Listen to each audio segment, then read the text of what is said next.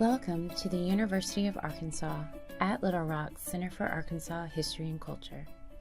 This video will teach new researchers to successfully use online finding aids. Do you need to find primary resources for your research?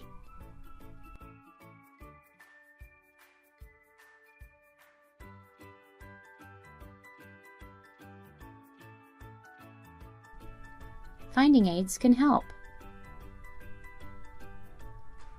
Although historical research can be confusing, don't worry. Finding aids do exactly what their name implies. They aid researchers in finding information. They do this by summarizing and describing the contents of archival collections so the researcher can determine what is relevant to their project. This is the finding aid for the Bishop Brown papers. This is the creator, which reflects the person, family, or organization that created the collection.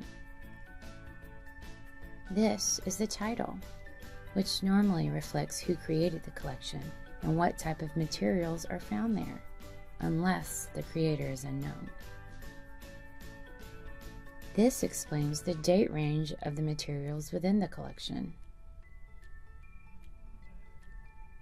The quantity section explains the physical size of the collection. This can be helpful in estimating how long it will take to review the information and which portions may or may not be useful. The collection or identification number enables the archivist to locate the collection on its shelf. The scope and contents note summarizes the content and explains the significance of the collection. This section gives background information on the person or organization that created the collection. Subject headings are a list of topics, locations, people, and organizations covered in the collection. The citation note is a helpful tool that shows the researcher how to cite their primary source document in a bibliography, footnote, or endnote.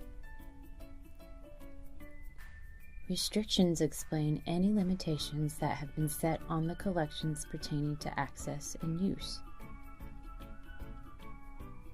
The last section lists the contents of the collection. This area is sometimes referred to as a container list.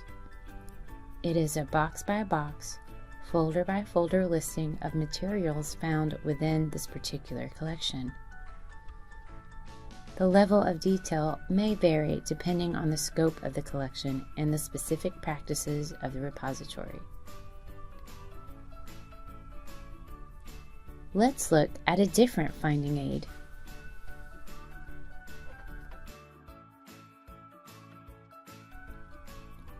From what this finding aid tells us, this is a photograph collection created by Earl Saunders Jr. There are items created between 1870 and 1977, but the bulk of the material in the collection ranges from 1947 to 1977. Because this is a very large collection, this arrangement note specifies that this collection is arranged into 5 series. Series are groups of like materials in a collection mainly based on subject or format type. By exploring further, we learn from the scope and contents note that Earl Saunders specialized in architectural photography. As we scroll down, we find the container list and discover that each series has its own title, date, length, scope and contents note, and arrangement notes. The arrangement note in the first series specifies that these materials are arranged chronologically, while a P indicates prints, an S indicates slides, and a G indicates glass prints. Let's say we are researching the history of the Arkansas Children's Hospital and need photographs for a slideshow presentation. To save time, use Ctrl F to search for information. There are 20 items labeled as Arkansas Children's Hospital. The first folder found contains photographs of the exterior, interior, grade crossing, and road of the hospital. It is located in Series 1, Box 15, Folder 1954-11-09.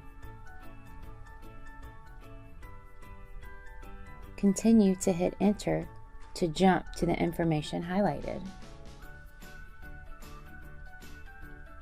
Make sure to make a note of each folder you think you would like to view, and the series, subseries, and box number where each item is located.